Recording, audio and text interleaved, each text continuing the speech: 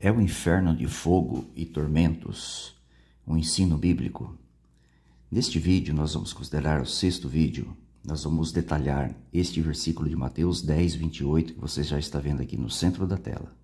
Diz assim: Não temais os que matam o corpo, mas não podem matar a alma. Temei antes aquele que pode fazer perecer no inferno tanto a alma como o corpo. Esse texto, evidentemente, tem trazido muita confusão para seus leitores, fazendo com que creiam que existe uma alma que sobrevive à morte, que só Deus pode destruir no inferno essa alma. Será que é isso mesmo que essa passagem nos ensina? Então, se você quiser saber a resposta certinha, nós vamos detalhar para você no finalzinho do vídeo.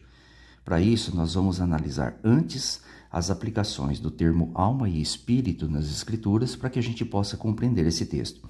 E vamos analisar todo o contexto dele também, para que a gente possa ter a compreensão correta, do que Jesus de fato estava passando aos seus ouvintes, tá bom? Então, o que eu fiz? Eu vou mostrar para vocês aqui, inclusive, um diagrama, tá? Essa aqui é a Bíblia João Ferreira de Almeida. É a que a gente mais vai usar aqui neste vídeo, tá? Eu peço para vocês, se o vídeo ficar um pouco longo aí, assista ele, em partes, mas eu tenho certeza que será um dos melhores vídeos que você irá assistir acerca do tema alma e espírito e Mateus 10, 28. Eu tenho certeza absoluta disso. Se você tinha alguma dúvida do que esse texto realmente queria dizer e o significado de alma e espírito, você vai tirar essas dúvidas nesse vídeo. É claro que nós não vamos abordar todas as passagens acerca do assunto. Nós vamos pegar aqui passagens chaves que vai ajudar a esclarecer, de fato, as aplicações de alma, espírito e também Mateus 10, 28, que Jesus, de fato, estava tentando transmitir. Você vai notar como as testemunhas de Jeová ensinam realmente com clareza, sem deixar dúvidas acerca de passagens polêmicas das Escrituras, ok? Eu tenho um diagrama que eu fiz aqui que vai nos ajudar acerca desse assunto, tá? Então, está aqui, ó. Deixa eu aumentar aqui um pouquinho. Já foi demais, Então, o texto-chave que nós vamos trabalhar é esse aqui, Será que Mateus 10, 28 apoia a crença na imortalidade da alma? É o que eu já disse. Nós vamos analisar o contexto geral, o conhecimento de cada pormenor desse versículo, tá? Assim nós evitamos distorções e podemos compreender o sentido correto, tá? Depois de uma análise cabal de cada termo, que nós fizemos aqui, do contexto, etc., o que Jesus de fato realmente quis passar para os ouvintes? A resposta estará no fim do vídeo, tá? Eu fiz aqui um diagrama para nos ajudar nessa análise aqui, ó. Então, a primeira coisa que nós vamos avaliar aqui é o que a Bíblia diz sobre alma e espírito, tá? Então, nós temos aqui a palavra principal que nós vamos estudar, as suas aplicações como indivíduo e como vida. No caso de indivíduo, tanto os animais como os humanos, e vida tanto dos humanos como dos animais, tá? Mostrando que a alma pode ser golpeada, e pode ser morta, tá? Então, vamos analisar aqui algumas passagens que vai nos ajudar. Então, vamos pegar novamente aqui João Ferreira de Almeida, Vamos aqui no texto de Gênesis, capítulo 1, versículo 20 e 21, que você já viu ali no nosso diagrama, Feito com toda a simplicidade, como você viu, Então, nós temos aqui, logo no início da criação, os animais e aves sendo chamados de seres viventes, E a palavra hebraica que nós temos no lugar aqui para seres aqui é a palavra nefesh, palavra alma, tá? Que é traduzida comumente por alma, tá? Então, Deus disse também, povoem as águas em chames de nefesh, Ele está falando do quê? Das águas. Os peixes são almas viventes, Deus criou os grandes animais marinhos e todos os nefesh, Aqui está falando também dos peixes, Entendeu? Os que se rastejam, todos são chamados de seres viventes. Os animais são chamados de almas viventes, Olha aqui, ó. E aqui os que também, pisam na terra, também são chamados de seres viventes. A palavra hebraica aqui, nesse lugar aqui, é a palavra nefesh, é a palavra alma, tá? Traduzida comumente por alma. Os humanos também são chamados de almas, o indivíduo como um todo, No caso aqui é de Adão, ó. Então formou o Senhor Deus, aqui é Jeová, o homem do pó da terra, ele soprou nas narinas o fôlego de vida, e o homem passou a ser uma alma vivente. O texto não diz que Deus deu uma alma ou inseriu uma alma no homem, né? Tá? O homem passou a ser alma vivente a partir do momento que Deus lhe soprou nas narinas o fôlego de vida. Depois de formado do pó da terra, com todos os seus órgãos vitais necessários para viver, faltava a força de vida nesses órgãos. Quando Deus colocou, o homem passou a ser uma alma vivente, assim como foi com os animais. Então, o homem não recebeu uma alma como uma entidade inteligente, como muitos pregam, né? Inclusive, sobre isso, deixa eu mostrar para vocês rapidinho aqui, ó. Eu tenho esse manual aqui, estou usando aqui apenas a título de exemplo, tá? Do que as religiões ensinam acerca da alma e do espírito, tá? Deixa eu aumentar aqui um pouquinho. Aqui na página 125, esse manual de doutrinas, diz assim, ó. A Bíblia diz que o homem é constituído de 3 elementos, corpo, alma e espírito, tá? A chamada tal tricotomia, né? Aí eles comentam, né? A maioria acredita nisso aqui, ó. Que o espírito seria uma entidade distinta da alma inteligente, ou seja, ser uma parte corpórea, invisível, inteligente, né? Que se une ao corpo e à alma, né? Tá? E não deve ser confundido com a alma, evidentemente, né? E se usa a passagem de Eclesiastes 12:7 para tentar fundamentar isso, no caso do espírito, tá? No caso da alma, é algo parecido. A alma seria a substância incorpórea invisível do homem, separável do espírito, embora distinta, né? Formada por Deus dentro do homem consciente, mesmo fora do corpo. Então, quer dizer, quando morre se separa, né? Eu estou usando esse manual apenas a título para fundamentar aqui o que as pessoas acreditam, né? O papel aqui não é criticar o autor, muito menos a religião, nada disso, apenas para a gente colher a informação, tá? Então, é com todo o respeito que nós estamos fazendo isso, tá bom? Continuando então, falando aqui sobre alma e espírito, nós vimos aqui as duas aplicações, né? Se você ler ali ainda 1 Pedro, capítulo 3, versículo 20, que eu mostrei aqui no nosso diagrama, né? Ali fala que 8 almas sobreviveram ao dilúvio. O que aconteceu com as outras almas, né? Evidentemente que elas foram mortas no dilúvio, né? Aí nós temos a aplicação, deixa eu voltar aqui novamente o diagrama para vocês verem, ó. Nós temos aqui a aplicação de alma, agora, como vida. Nós já vimos como indivíduo, né? Está aqui em cima. Agora nós vamos ver como vida. Tá aqui, ó. Tanto dos humanos como dos animais. Vamos ver essas duas passagens aqui, tá? Então, vamos aqui no livro de Gênesis, capítulo 19, versículo 17. Nessa ocasião aqui,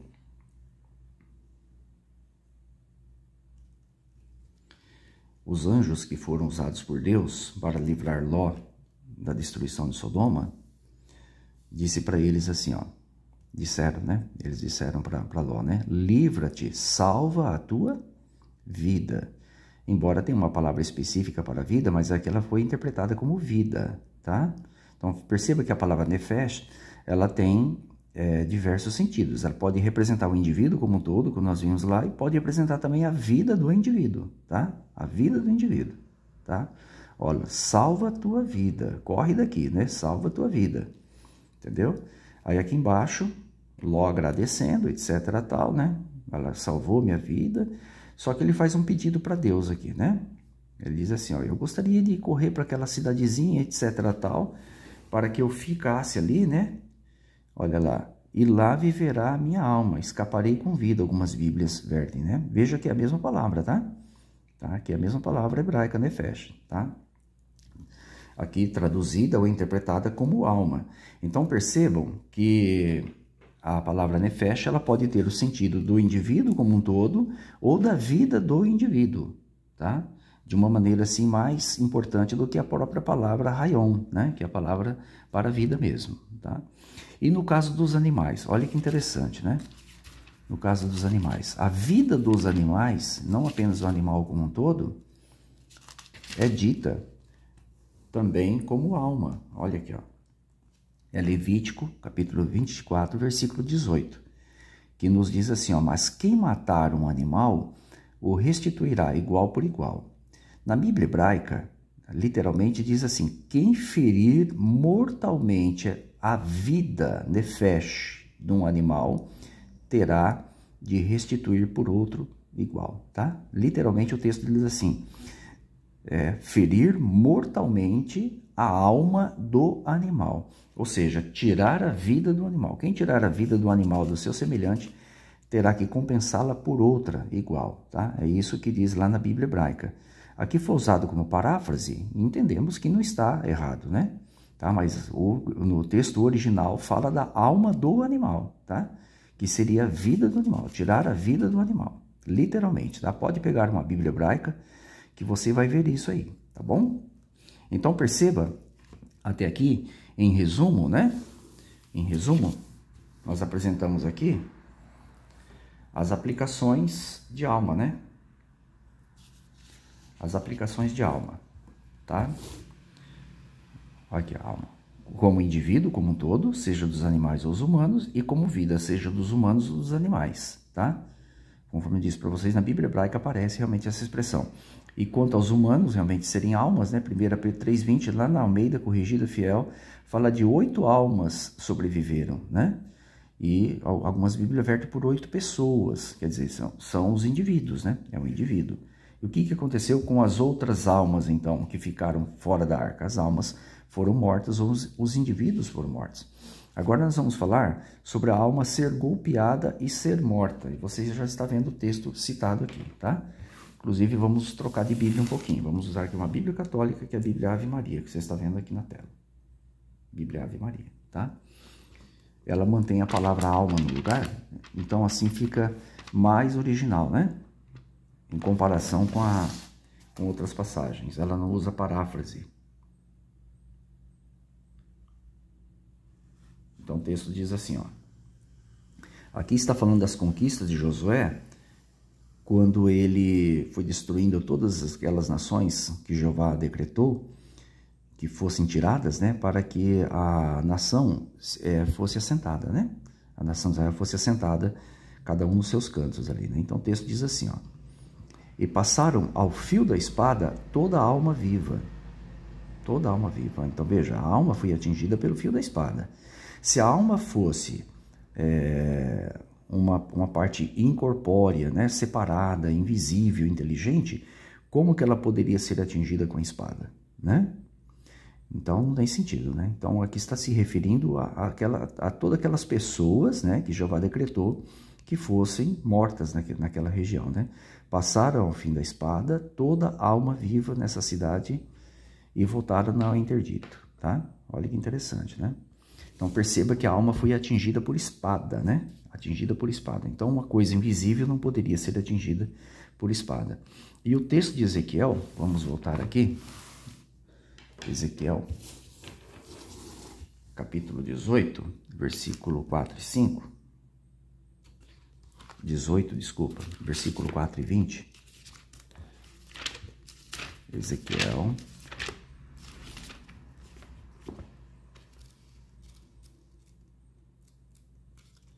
Quase chegando lá.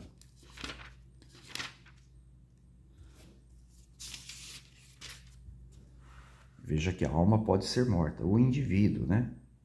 Pode ser morto. Então, a alma tem fim, como vocês estão vendo aqui, ó. Olha só, eis que todas as almas são minhas, como a alma do Pai, também a alma do Filho é minha. A alma que pecar, essa morrerá. Então, a alma pode ser morta, o indivíduo pode ser morto, né? Olha aqui, se aplicando aqui a pessoa como um todo, né? Olha, a alma que pecar, essa morrerá, né? Notaram? Então, a alma pode ter fim, pode ser golpeada e pode ser morta. A Bíblia mostra isso para nós claramente, né? Agora, nós vamos falar um pouquinho, deixa eu voltar aqui o nosso diagrama, feito à mão mesmo, com toda a simplicidade. Nós vamos falar agora um pouquinho sobre o espírito, tá? Eu não entrei aqui em muitos detalhes acerca das aplicações do espírito, que é mais amplo do que a própria alma, tá? Nós vamos entrar em apenas 2 campos. A disposição mental, que é o mais simples de tudo, se refere às emoções da pessoa, como Provérbio 25:8, né? Gênesis 41:7-8 fala que o espírito de Faraó ficou aflito, né? Agitado, né? E o termo que nós vamos usar aqui é com relação à força de vida que nós temos, né? A força de vida que nós temos, ativa da vida, a força ativa da vida, tá? O espírito é a força ativa da vida. E os textos que vamos ler são esses aqui, inclusive aquele de Eclesiastes 12:7, mostrando se o espírito ali é uma parte incorpórea inteligente ou se refere realmente à força de vida, tá? Vamos ler essas passagens todas então. Então vamos voltar aqui à nossa Bíblia. Gênesis capítulo 6, versículo 17. Veja como que espírito foi traduzido aqui, ó. Espírito de vida, né? Aqui Jeová avisando Noé que ele ia fazer o quê, ó?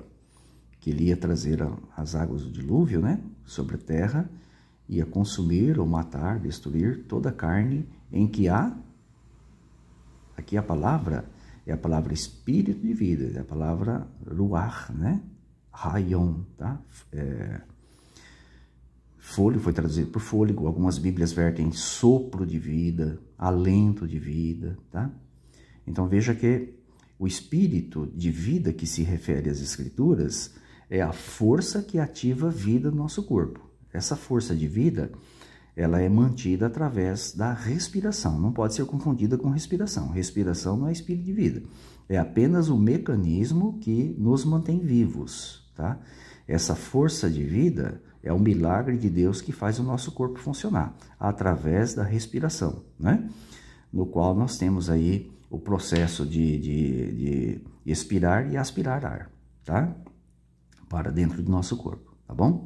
Veja que foi traduzido aqui por fôlego de vida, fôlego de vida. Então, não é como alguns acreditam, o espírito de vida do homem como se fosse uma entidade inteligente, né? Parecida com a alma, né?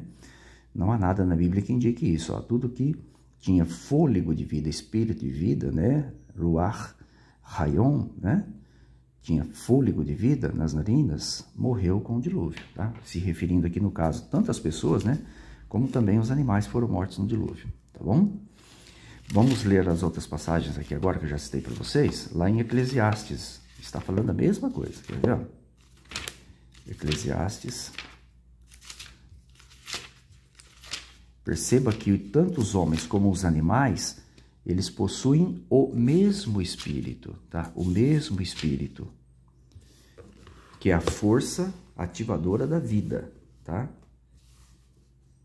Que pode ser a nefesh, né?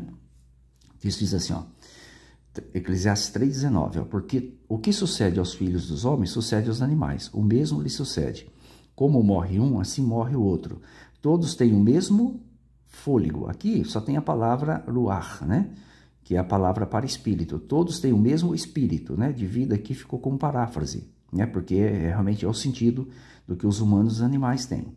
Todos têm o mesmo fôlego, todos têm o mesmo espírito, tanto o homem como o animal.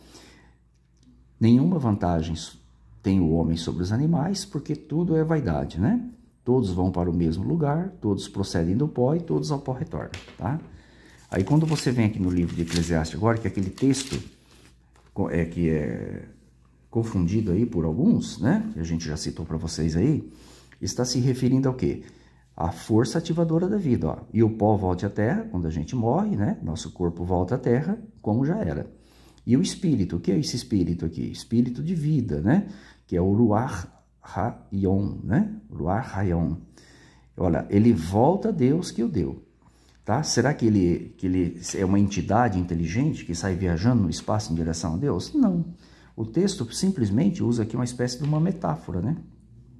Jeová é a fonte da força da vida. Então, quando diz que volta a Deus, é porque só Deus pode dar novamente essa força de vida, né, a todos nós. É nesse sentido. Não no sentido que seria uma entidade inteligente, né, incorpórea, que sobrevive à morte, que volta para Deus. Não é nesse sentido, tá? Você viu que tanto, inclusive, diz que tanto os animais como os homens possuem o mesmo espírito, né? Então, se eles possuem o mesmo espírito, Jeová é a fonte dessa força ativadora da vida, tá? É nesse sentido, portanto, ok? Muito bem, vamos continuar aqui. Então, vamos pegar nosso diagrama aqui mais uma vez, né? Que nós fizemos aqui. Você perceba que é feito com tudo, com muita simplicidade, né? Deixa eu diminuir aqui um pouquinho, né?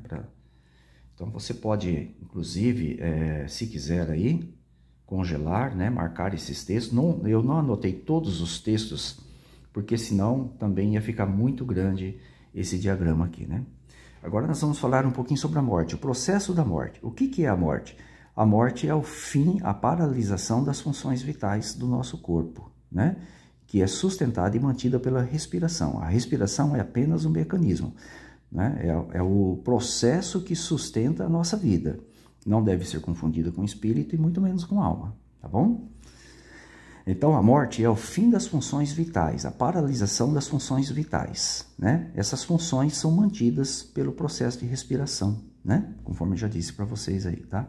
O que a morte nos causa? Agora nós vamos analisar aqui passo a passo do que a morte causa a cada indivíduo, seja humano, seja um animal. A primeira coisa é a perda do espírito de vida, que é essa força ativadora da vida que nós temos no corpo, que é o milagre de Deus que faz com que nós respiramos e possamos viver. Então, a morte causa, primeiro de tudo, a perda desse espírito de vida. Quais são os textos que mostram isso para nós? Vamos ler aqui, novamente na João Ferreira de Almeida, né? Ó, Salmo 146, 3 e 4. Só voltar mais um pouquinho aqui, ó. Salmo 146, o 3, principalmente o versículo 4, né? Deixa eu aumentar aqui um pouquinho. Olha que interessante, ó. Com a morte, a primeira coisa que acontece é a perda do espírito de vida, a força ativadora da vida, ó. Não confiem nos príncipes, nem nos filhos dos homens em que não há salvação, né? Sai-lhes ou escapa-lhes o espírito, que é o quê? A força ativadora da vida, né? Olha lá. E eles tornam ao pó, nesse mesmo dia perecem todos os seus desígnios, ou seus pensamentos, projetos, né? Como algumas colocam. Perceba que a primeira coisa que acontece na morte é a perda da força ativadora da vida, que é o espírito, né? Que é apenas Jeová que pode dar a cada um de nós. Notaram? Esse outro texto aqui, o Salmo 104, nós vamos ler na Nova Versão Internacional, tá? Deixa eu pegar ela aqui, para vocês verem. Essa aqui é a Nova Versão Internacional. Aqui, ó. Vamos ver aqui. Salmo 104, 29. Eu estou trocando a tradução porque ela preserva ou ela mantém o significado da palavra ali para ficar mais fácil para a gente, tá? Olha aqui, ó. Salmo 104, 29 nos diz assim, ó. Quando escondes o rosto, entra em pânico. Quando lhes retira, ou quando ficamos sem o fôlego, aqui é a palavra espírito, tá? Quando nós perdemos o espírito ou o fôlego, olha aqui, traduzido por fôlego, morremos e voltamos ao pó. Notaram? É a mesma palavra aqui, viu? Traduzida aqui por fôlego, tá? Então, o espírito é a força de vida, a força que ativa a vida. Não pode ser confundido com alma também, tá? Então, nós vamos continuar aqui, vamos ver mais alguma coisa. Mais alguma coisa. Depois desse processo, olha, a morte, consequentemente, nós vamos perder a alma no sentido completo. Primeiro, né, a vida vai chegar ao fim. Vamos ler aqui o livro de Jó, né? Capítulo 7, versículo 15, ó. Vamos usar essa tradução aqui, ó. Almeida, Corrigida e Fiel. Jó, capítulo 7, versículo 15. Vejam que interessante que diz aqui, ó. Veja como que a vida, né? Aqui, no caso, a alma, né? Ela depende dessa força que é o espírito, né? Que é a força ativadora. Então, o espírito é a força ativadora da alma ou da vida. Olha que coisa interessante, ó. Olha o que Jó diz aqui, ó. Aqui Jó estava lamentando, né, a sua vida, seu sofrimento. Ele diz assim: assim a minha alma escolheria antes a estrangulação, ou a forca, né, como algumas bíblias vertem, e antes a morte do que a vida. Olha que interessante. Então ele fala da alma. A alma, a vida, depende, né, evidentemente, como já comentamos, do espírito, né, que é a força ativadora da vida. Mas se ele fosse estrangulado, fosse enforcado, que é o que ele estava desejando, o que ele teria? Ele perderia a força que ativa a vida dele, a alma. Minha alma escolheria antes a estrangulação. O que é estrangular? É você destroncar o pescoço, né? Enforcar alguém, é nesse sentido. Assim, esse processo faz com que a pessoa perca a força, né?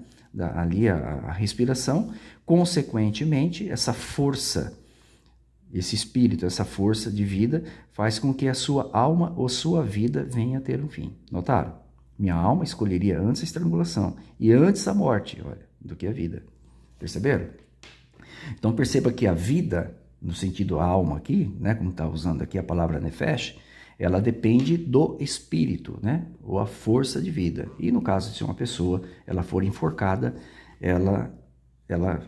fatalmente ela vai acabar falecendo, né, e vai perder a sua vida ou a sua alma. Perceba então que uma coisa está ligada à outra, né? Vamos voltar aqui no esbocinho para você ver, ó. Nosso diagrama mais uma vez, né? Então na morte, primeiro processo é a perda do espírito de vida. Depois, a alma como vida, um dom, ela chega a um fim, né? Ela se dissipa, por assim dizer, né? Ela acaba. E a alma também, como indivíduo, ela entra no processo de inexistência, tá? O texto que vamos ler aqui é Números, capítulo 9, versículo 13, nessa mesma Bíblia aqui, ó. Números 9, 13. Veja o que acontece aqui, ó. Então, quando nós fazemos uma análise cabal das Escrituras, fica fácil de interpretar passagens um pouco mais polêmicas, né? Um pouco mais complicadas, né? Olha. Porém, quando um homem for limpo e não estiver em viagem e deixar de celebrar a Páscoa, essa alma nefesh do seu povo será extirpada. Aqui está falando do indivíduo. Está falando do indivíduo. Algumas Bíblias vertem assim: quando um homem for limpo e não estiver em viagem e deixar de celebrar a Páscoa, esse mesmo será morto, deverá ser morto, né? Perceba, mas a palavra original que está ali, que foi mantida nessa Bíblia aqui, é a palavra alma. Essa alma do seu povo será extirpada. Olha que interessante. Então, o indivíduo como um todo, né, que seria a alma, olha lá, será completamente eliminado. Notou? Então, você tem aqui, em resumo, o que o processo da morte causa. Deixa eu aumentar mais uma vez aqui para a gente relembrar, né? O que o processo da morte causa em cada um de nós, seja o homem ou o animal? Primeiro, a perda do espírito de vida. O que é o espírito de vida? O espírito de vida é a força que ativa a vida, é o milagre de Deus que faz com que nós vivamos. Tá? Não pode ser confundido com alma. Quando nós perdemos a força ativadora da vida, por exemplo, quando se tranca o nosso pescoço e a gente não consegue respirar mais, olha lá, nós perdemos a alma no sentido mais completo do termo. A nossa vida, a alma como vida, né? Como dom, ela chega ao fim, ela se dissipa, não é? E a alma também, como indivíduo completo, também vai entrar no processo de inexistência, conforme nós lemos aqui os textos, notaram? Portanto, na morte, quando nós morremos, não sobra nada.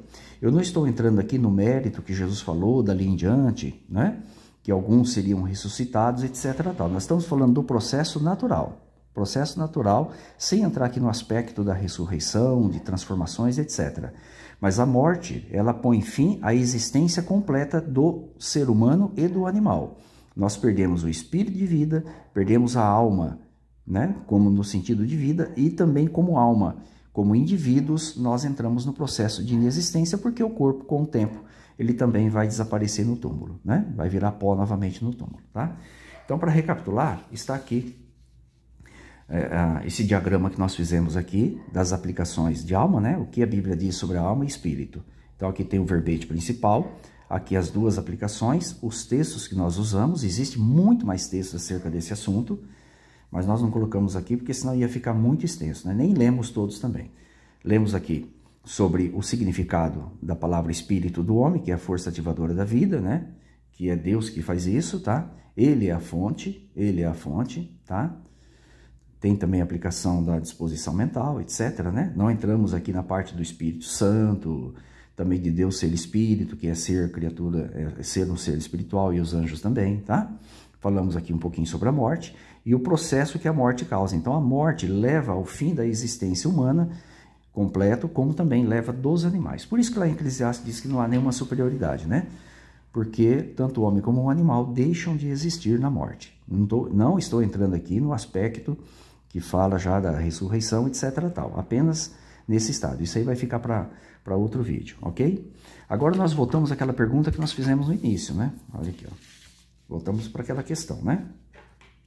Ali em Mateus 10, 28. Será que apoia a crença na imortalidade da alma? Agora que você está a par dos fatos, do significado de alma, espírito, né? Como que nós podemos realmente entender Mateus 10, 28? Vamos voltar ali a leitura daquela passagem.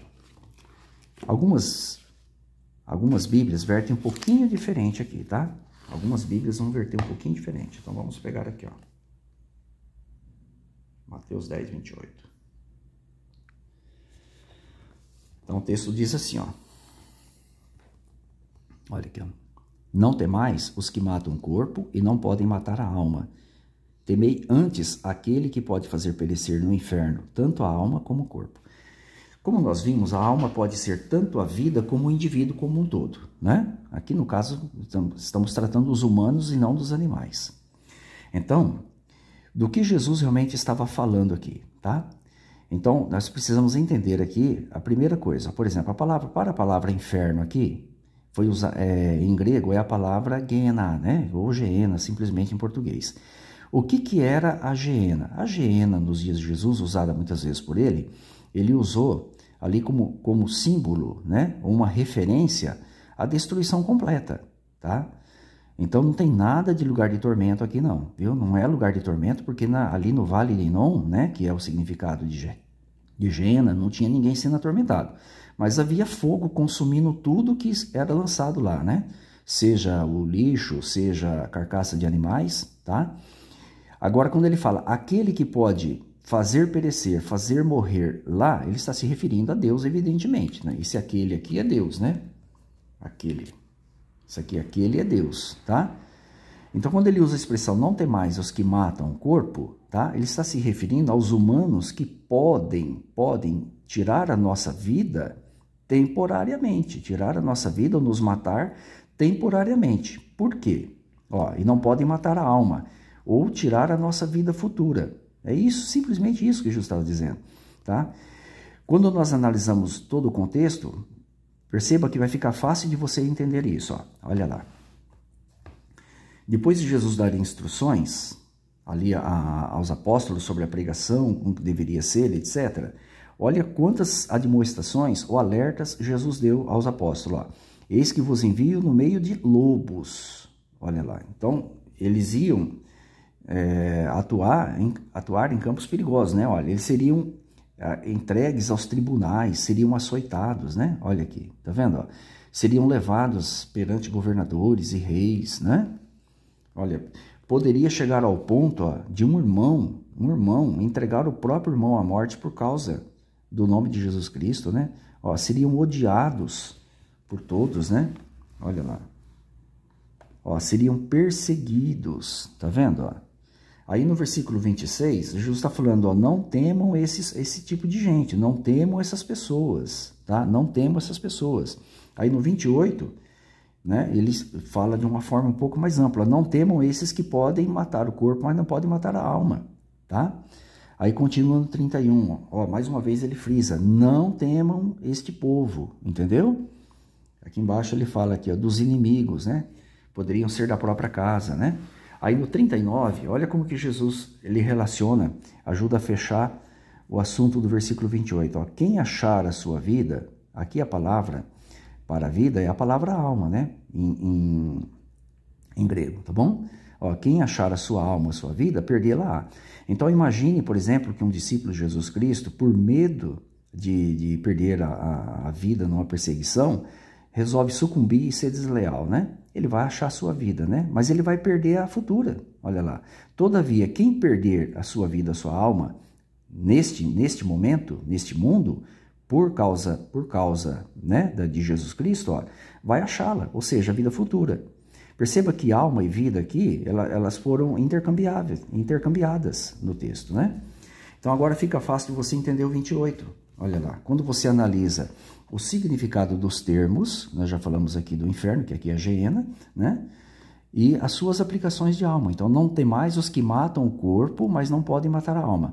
Então, não temo aqueles que podem tirar a vida de vocês momentaneamente ou temporariamente, mas não podem matar a alma, tirar a vida futura de vocês. Então, a alma aqui... Desculpa, agora que eu coloquei no lugar certo. Ó, não tem mais os que matam o corpo, mas não podem matar a alma. Ou seja, não temam aqueles que podem tirar a vida de vocês temporariamente, mas não podem tirar a vida futura de vocês. Porque se alguém numa perseguição viesse a ser morto, né, pelos perseguidores, ele pode ser ressuscitado por Deus. Aí ele diz assim, ó, temei antes aquele que pode fazer perecer, né, fazer ser morto na Geena, tanto a alma, vida futura, como o corpo. Olha aqui, a alma aqui no sentido de vida futura, né? Como o indivíduo como um todo, né? Olha aqui, ó. Fazer perecer lá tanto a alma, vida futura, como o corpo. Então, imagina só. Então, numa perseguição, né? Se um perseguidor nos matar, nós poderemos ainda ser ressuscitados e ganhar a nossa alma, a nossa vida futura.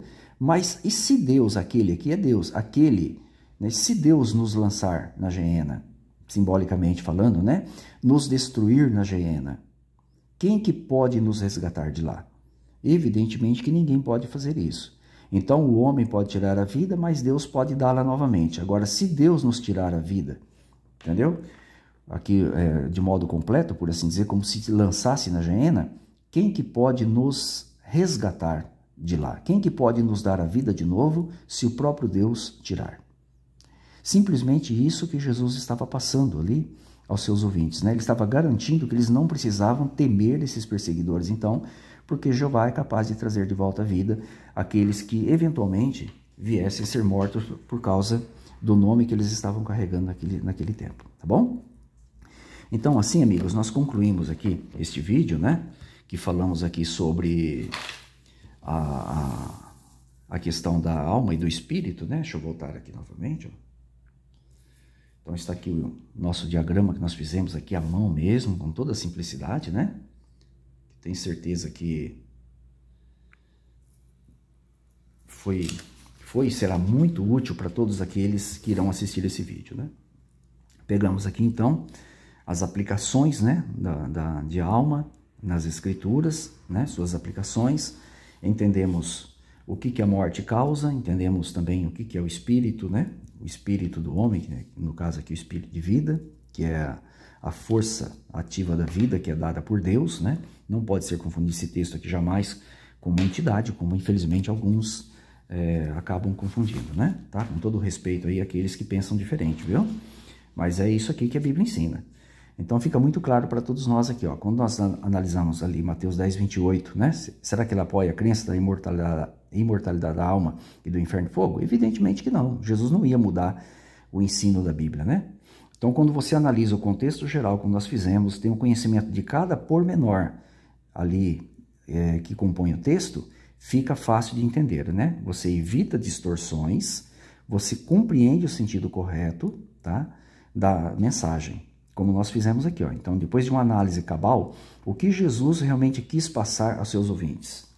Que o homem pode causar uma morte temporária, mas Jeová pode trazer de volta a vida. Agora, se Jeová lhe destruir, né, simbolicamente lhe lançar na Geena, quem que pode lhe trazer de volta a vida se o próprio Jeová já te eliminou, né? Se o próprio Jeová decretou o seu fim, né? E o fim do seu futuro da alma ali. Evidentemente que ninguém pode fazer isso. Então é esse que nós devemos temer mais do que o próprio homem que pode nos perseguir, ok? Então assim nós concluímos esse vídeo. Espero que seja de proveito para todos e que nós possamos realmente fazer, né, a cada dia o melhor da nossa parte para agradar o nosso maravilhoso Deus Jeová.